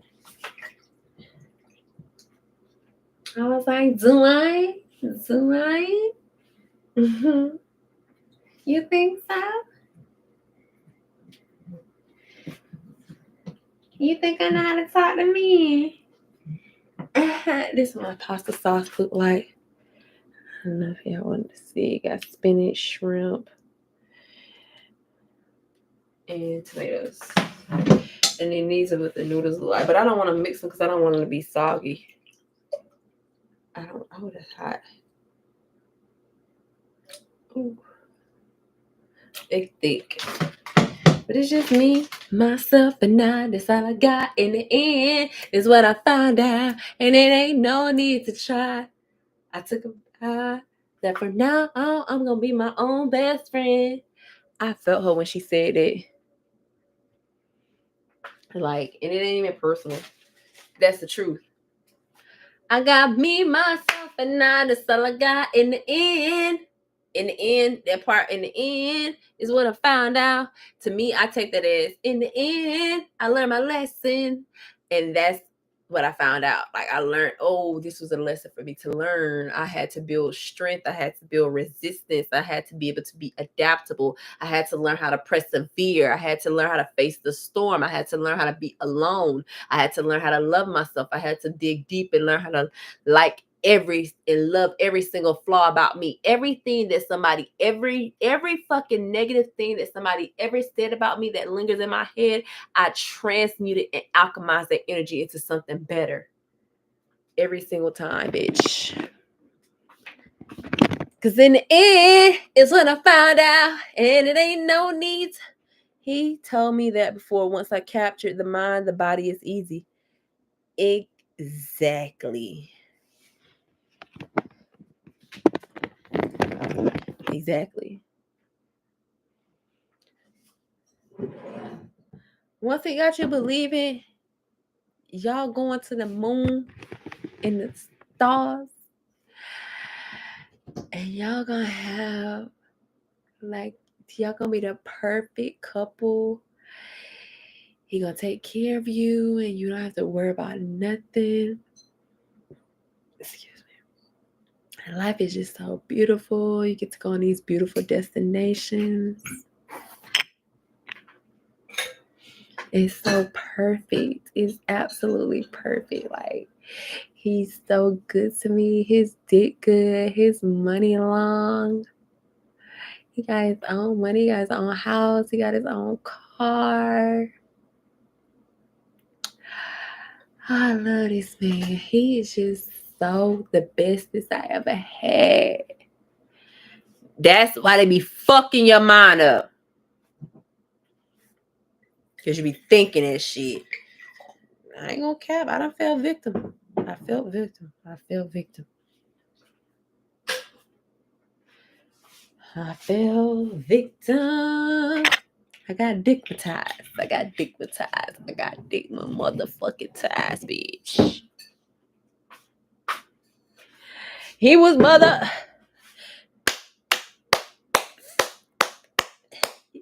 Fucking clapping my tambourine, and I ain't talking about the ones in church. He was so good. Telling me everything I wanted to hear, baby. What? What you say? Say it again. We gonna do it. What you think our kids gonna look like? What you think their name should be? Wait, like, which house you think we should get? Like the one that look like this or that one look like that one? Oh, we gonna have a G-Wagon. I'm gonna have a Range. We gonna be twinning and winning. It was Martin Luther King who said, "Bitch, I have a dream, bitch," not you selling one to me. Okay. You gotta be fucked up. All right, y'all. Ooh, that's hot. I was so busy running my motherfucking mouth. I didn't even think to fix my plate while it was hot.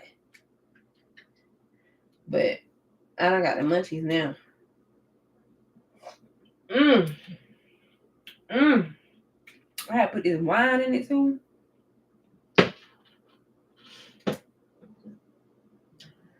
Girl, let me find out you can cook. Don't mess with my man. I'm gonna be the one to bring it to you. Oh, I had y'all all off camera. I'm sorry. I'll blow this man now.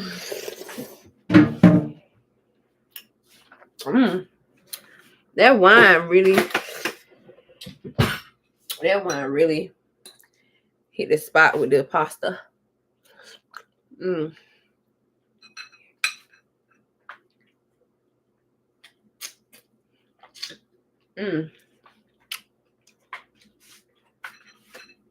I honestly was not expecting that flavor.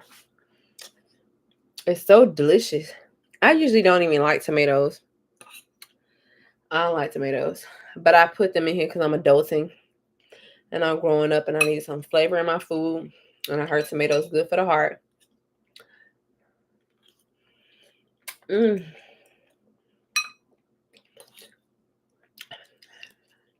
I usually don't put it.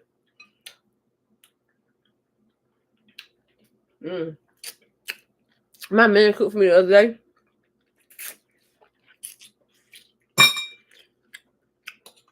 He like, which one, Akila? The CEO. He cook. He be cooking all the time.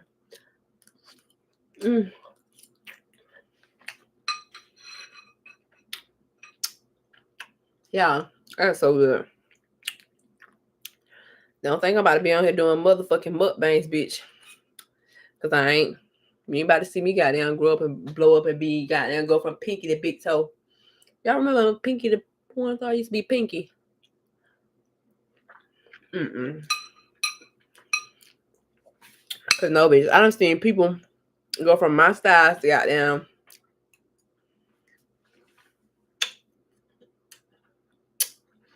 Daniel Lizzo size. No shade. Just doing a comparison from doing mukbangs. Like, what the fuck, y'all? Y'all gotta eat that much?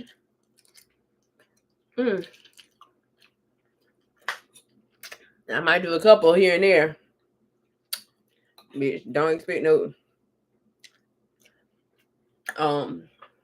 series of me doing mukbangs. Or a whole playlist. I mean, over time they might accumulate, but damn, I'm fucking this pasta up. It is so delicious. I don't know if it's the wine or the sauce, but it tastes like a fresh squeezed lemon on top of it. I put some minced garlic.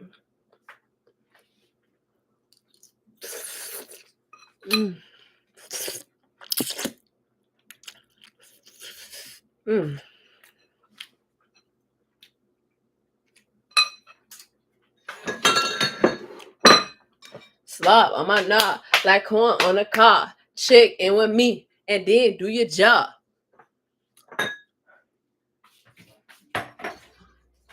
That sounds like some pimp shit to say. They take that pimp shit serious in Memphis, Tennessee. I had a pimp approach me one time when I was with my ex-husband, and we used to be traveling to different places doing them music fest, setting up. And I had a pimp approach me and ask me if I wanted to be one of his bitches.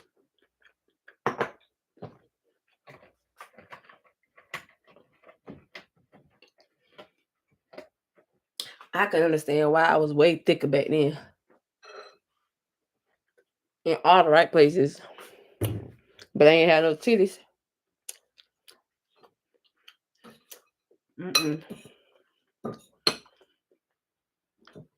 Why is it when you got little titties, your ass be looking so fat? And then when you get titties,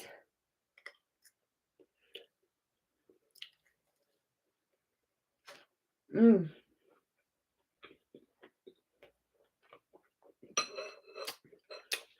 start looking like a motherfucking lollipop. I don't know why women, we shape all kind of ways, I swear to God. From a figure eight to a lollipop to down.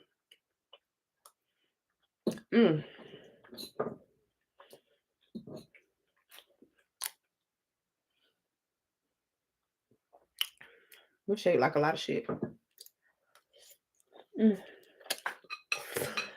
That is so good. I am so glad I cooked. I went to Fresh Market. Fresh Market is a pretty cool store. I like that store. This is aloe vera water, the strawberry kind.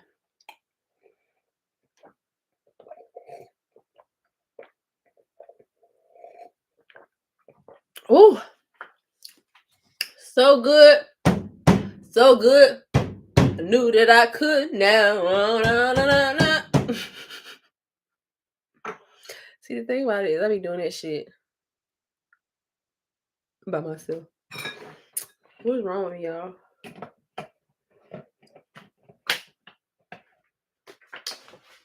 That was so good. Dinner was so good.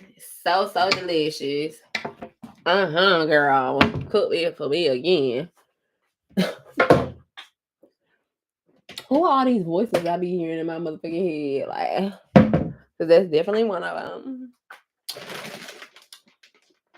Oh, I know I got a Cassandra from I have all my stuff here in Atlanta, from Atlanta here. I'm so happy. I just need to organize it now. Or should I organize it or look, look for me another place? Because my 1-bedroom condo in Atlanta was bigger than, like, seriously, this is probably my whole living room. Like, from here, from my front door to my back door is probably my living room or my condo in Atlanta. And my bedroom was over there in the bathroom, and it had all the other extra space. This is a 1-bedroom, but it's not. I moved here on faith. I found this place and I was like, I'm moving. But now that I'm here, I've been looking around which areas I want to live. I was downtown Miami today, looking at all the high rises. I was like, I don't know if I want to get another high rise, because them high rise prices in Miami are high as fuck. And I don't know if I want to do that because I got like this plan, and I'm gonna share this plan with y'all later. But I got a plan, and it requires me to move smart financially. So my concern is, should I get another high rise? Or should I invest elsewhere? I'm kind of ready for a front yard, a backyard, and 2-car garage. 4-bedroom, 5-bath. Because I want each bedroom to have their own bed. I want each bedroom to have its own bathroom, so that people can have privacy. I don't like sharing bathrooms with people. And then the 5th bathroom is the guest bathroom.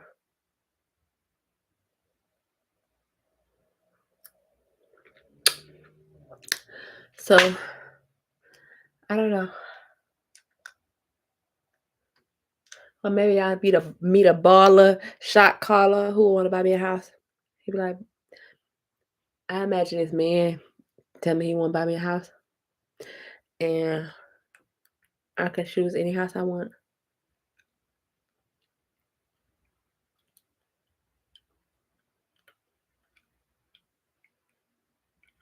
The professional tennis player is also a real estate developer, and he be taking me around Miami and showing me Miami and showing me all the buildings he owns. Chestnut checkers, bitch.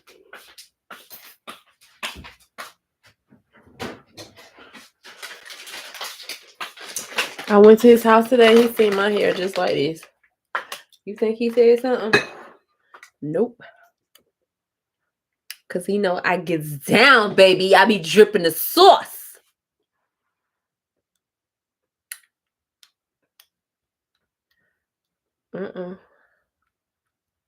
He ain't said nothing. He's like, your boobs look bigger today. I was like, do they?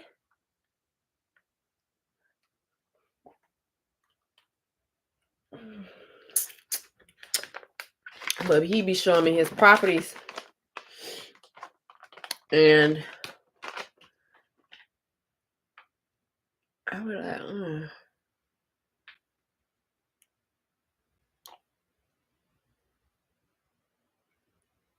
That's why I be making them my mentors, because they're usually accomplished and have done the things that I aspire to do. long term.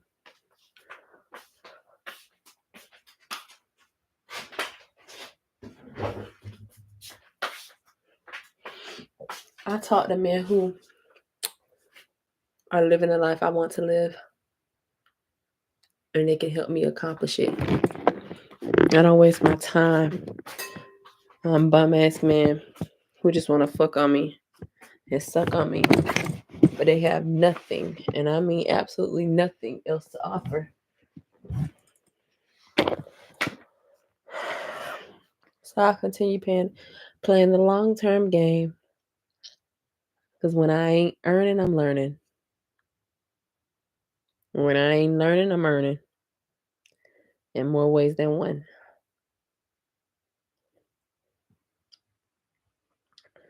But yeah, I be at home in peace. It be quiet like this all the time. That's facts. When you put it on, you look fire. Thank you so much, Elaine. Thank you, head lady, forever. I appreciate you so much. But I don't really feel the need to put no. I'm trying to think of my next hairstyle I want to have.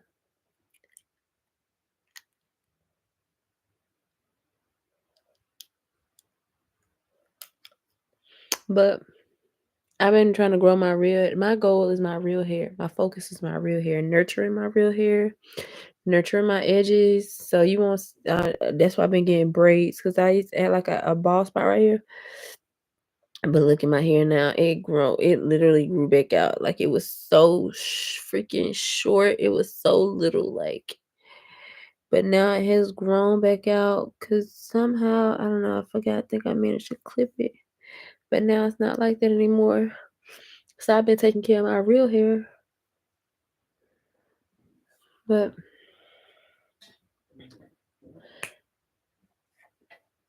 that I was on TikTok the other day.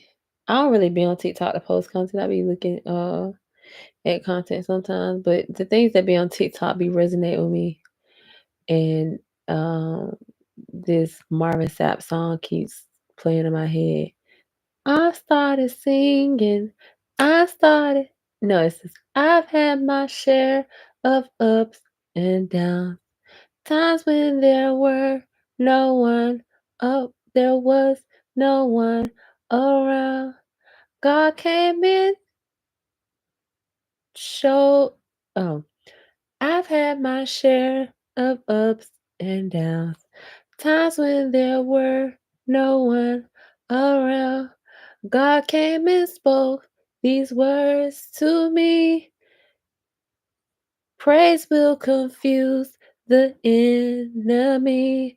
So I started singing and I started clapping. I started dancing and people were laughing. They knew my struggles, they knew my pains. But I knew God would take it away. That song is playing in my head. Oh, oh, oh, oh, oh, oh. I would play it, but I don't want to be copyrighted. The name of the song is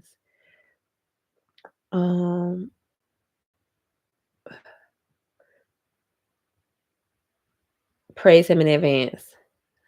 I've had my share. Praise Him in Advance by Marvin Sapp. I've had my share of ups and downs. Times when there were no one around. That's so true. And people feel like, why are you so happy? Or you look so happy all the time. Bitch, that is something I control. I refuse. And another thing,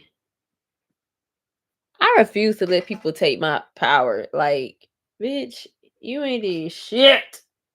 The best revenge to me is living well. Living well. You used to be like, mole, mole, mole. But look at me now. I don't know.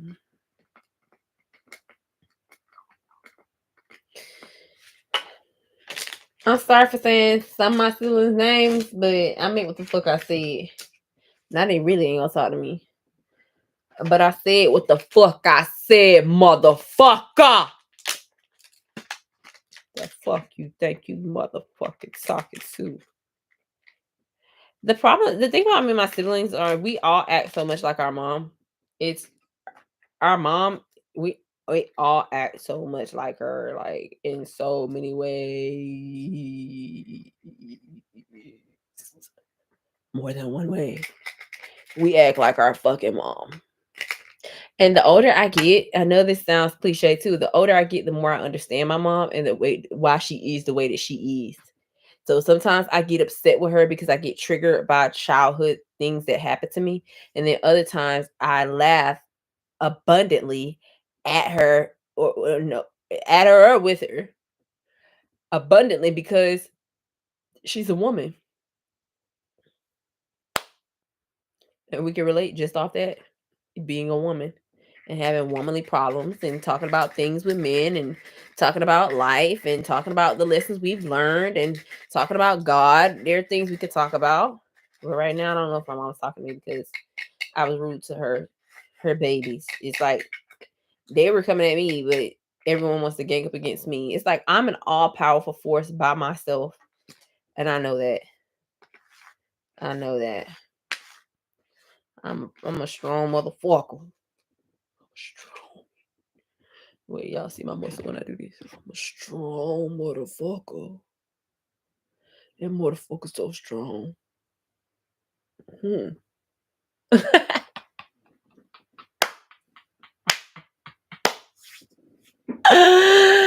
am so unserious. Like, what is wrong with you, girl? Bitch, I don't give no fuck. I don't get no fuck. I be imaginary. Y'all be imaginary because people y'all motherfucking head. Here's some signs. Oh, I did a behavioral assessment, and it turns out I am the promoter. Like in the promoter in the assessment, it says that the promoter can come across as being artificial. And I was like, motherfucker, where? Oh, artificial. What Cardi B said? Oh, I like her song. I don't look. First and foremost, disclaimer: if this video ever go viral or famous or whatever, or people watching this, and I don't have no side with these girls. I ain't choosing the city girls, the Cardi B or Nicki Minaj or sound like an old ass lady talking about anybody. I don't choose a side. This song, I choose lyrics that resonate with me.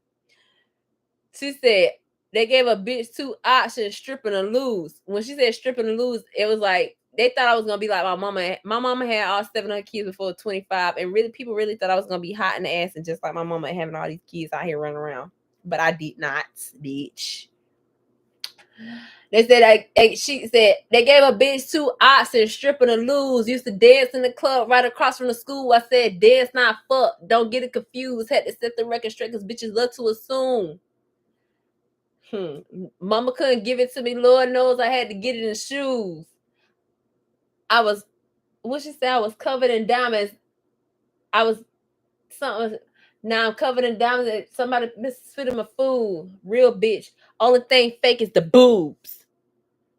Get money, go hard. Damn fucking right. Never been a fraud in my motherfucking life. Get money, go hard. Damn fucking right. Stunting on these bitches out of motherfucking spite. Ain't no running up on me. I went from nothing to glory. I ain't telling y'all to do it. I'm just telling my story. I don't hang with these bitches because these bitches be corny. And I got enough bras. Y'all ain't gotta support me.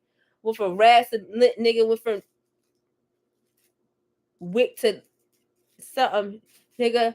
Only person in my family see 6 figures. Facts. The pressure on your shoulders feel like boulders when you gotta make sure that everybody's straight. Bitches smiling in your face while they stabbing in your back while they smiling in your face. And you trying hard really not to catch a case. I waited my whole life just to shit on niggas. Climb to the top floor so I could spit on niggas. Said I was just trying to chill and make bangers and tell all these little bitches they in the danger. The weapon on my waist. Something. That's what I call a fucking waist trainer. Who gonna run up on who and do what? I think y'all got the story screwed up. something. Is you nuts? I don't want your punk ass man. I'm too tough. Bitch, don't ever think I want your motherfucking weak ass bum ass man. I'm the one that's killing shit hands down. And if you got a problem with me, say it now. Cause I don't want to hear no sneak dissing. Especially not from one of you weak bitches. I'm on go. Like, I don't see a stoplight. Everything. Something nice. Cause if it's all love, show me love then. Cause you hating on the bitches what it sound like. Beast. Mo. It's how we give it up, nigga. That song goes so hard. That's like when she first came out and she was so hungry. You could hear the hungerness in her voice. Like you could tell that she was hungry to be fucking proving people wrong. And fucking she meant every fucking word she said in her song. Let me see if I can. I got it. Like that shit was like, cause my one of my spiritual empresses, she put me on. I've been listening to the song, but she was like, you need to listen to this now. You need to listen to this, and I was just like, yeah, I needed to feel that energy again. She's like, look, they gave a bitch 2 options, stripping the news. Mama couldn't give it to me, had to get it at Sue's. Oh, all this time I thought she said shoes. Ah.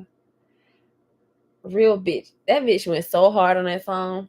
Get Up 10 by Cardi B. That song go hard. Get money go hard. Damn fucking right. Stunning on these bitches out of motherfucking heart. Get money go hard. Damn fucking right. Stunning on these bitches out of motherfucking spite. Ain't no running up on me and went from nothing to glory. I ain't telling y'all to do it. I'm just telling my story. I don't hang with these bitches because these bitches be corny. I ain't got enough. And I got enough bras. Y'all ain't got to support me.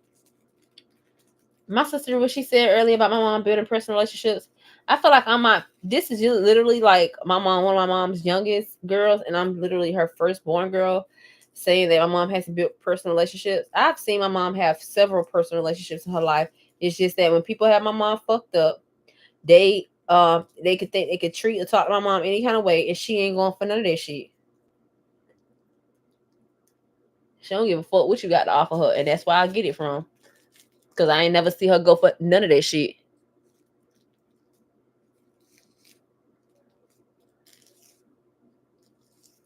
That's why I don't go for none of that shit.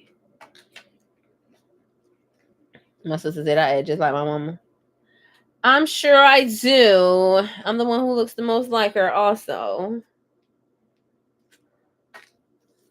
But as they get older, they'll understand. Just like my mama used to tell me, when you get older, you'll understand. You'll understand everybody ain't your friend. You will understand why people do their voice tone change when they motherfucking talk from white to black. You'll understand someday. You will understand. That's all my mama used to say. One day you'll understand. And one day I understood. So thank you for watching my YouTube channel, watching my YouTube video today. And I am going to go watch National Geographic's channel because that's what I'm in the mood to watch. So yeah, y'all have a good night and I will see you very soon. Okay? Good night. La la la la la la la la.